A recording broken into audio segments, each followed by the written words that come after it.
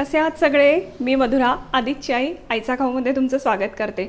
आजची रेसिपी आपली एकदम हेल्दी आहे, हेल्दी पदार्थ आहे, एनर्जी बार म्हणू शकतो। हा खूप ट्रेडिशनल रेसिपी आहे ही करदंट। जेव्हाही कोणी माझ्याकडे बेळगावहून येणार असतं किंवा बेळगाव धारवाड कर्नाटकातून येणार असतं तेव्हा दोन गोष्टी माझ्याकडे आवर्जून येतात। एक म्हणजे करदंट आणि दुसरं म्हणजे मांडे। या दोन्ही गोष्टी बिंग फूडी मला आणि माझ्या नवऱ्याला प्रचंड आवडतात। करदंट तर आता आदितलाही खूप आवडतं, हे माझ्याकडे बऱ्याचदा केलेलं असतं। जन्माष्टमी आहे, जन्माष्टमी आपल्या कृष्णाच्या नैवेद्यासाठी काय लागतं बघायचं आपण। मी 1 वाटी सुकं खोबरं आणि 1 वाटी गूळ हे वाटीच्या मापाने घेतलेलं आहे। बाकी साधारण 25 बदाम मी काप करून घेतलेत, एक 25 काजूचे काप करून घेतलेत, 4 अंजीर आणि खजूर, 4 अंजीर 4 खजूर ह्यांचे छोटे काप करून घेतलेत, एक 12-15 पिस्तांचे काप करून घेतलेत। सगळ्यात मेन इन्ग्रेडियंट आहे ह्याचा डिंक, खाण्याचा आपला जो डिंक असतो तो 2 चमचे घेतला आहे आणि 1 चमचा मी खसखस घेतलेली आहे। सुरू करायचं आपण। अशा ट्रेडिशनल रेसिपी करायला मला खरंच आवडतं, मनापासून आवडतं। मी एक मोठा चमचा तूप घेतेय। सगळ्या हेल्दी गोष्टी आहेत ह्याच्यामध्ये। आपल्याला मुलांसाठी करण्यासाठी सगळ्यात बेस्ट पदार्थ आहे। सकाळी ब्रेकफास्टच्या वेळेस एक एनर्जी बार खाल्ला तरी मस्त घेतलंय। मी हा 2 चमचे डिंक घालतेय आणि हा छान फुलवून घेतेय।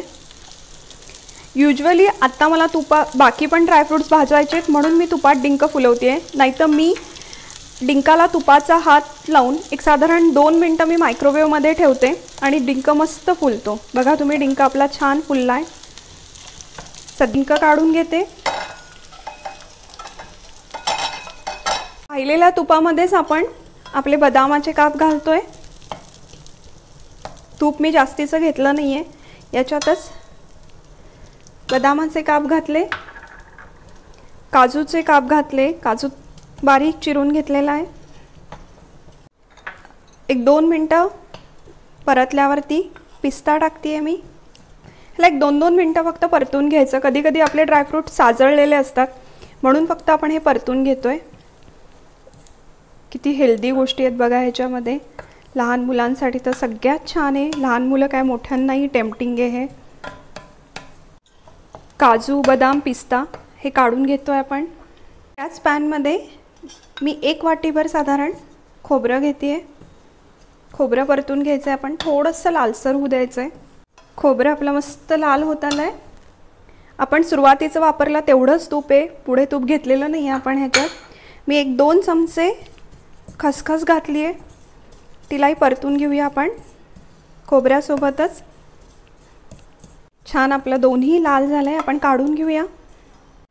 मी अगदी थोडंसं तूप घालते, त्याच्यावरती एक 4 खजूर आणि 4 ओले अंजीर, 4 अंजीर हे दोन्ही एक 2 मिनिटं परतून घेते।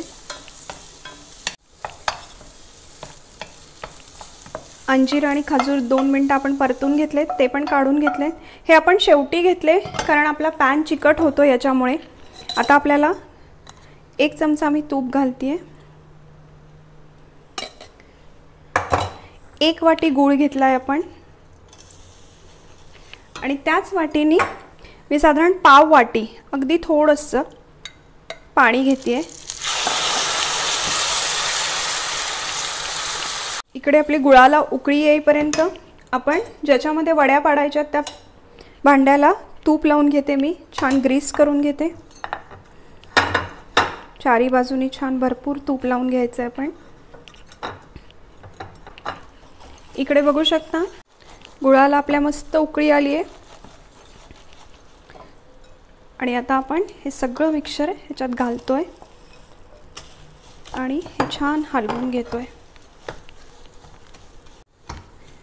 आता गॅस बंद केलाय आणि वड्या पाडण्यासाठी आपण ट्रेमध्ये काढतोय। मी हे छान दाबून घेतलंय आणि हे आपण अर्धा तास सेट व्हायला ठेवायचे। अर्ध्या तासाने आपलं सेट झालं की मग आपण वड्या पाडूया। एक अर्धा तास झालाय, आता आपण ह्याच्या वड्या पाडूया। मस्त टाईट सेट झालाय हे। मी ह्याच्या छान वड्या पाडून घेते। डिंकाचा बघा किती सुंदर आवाज येतोय क्रंचचा.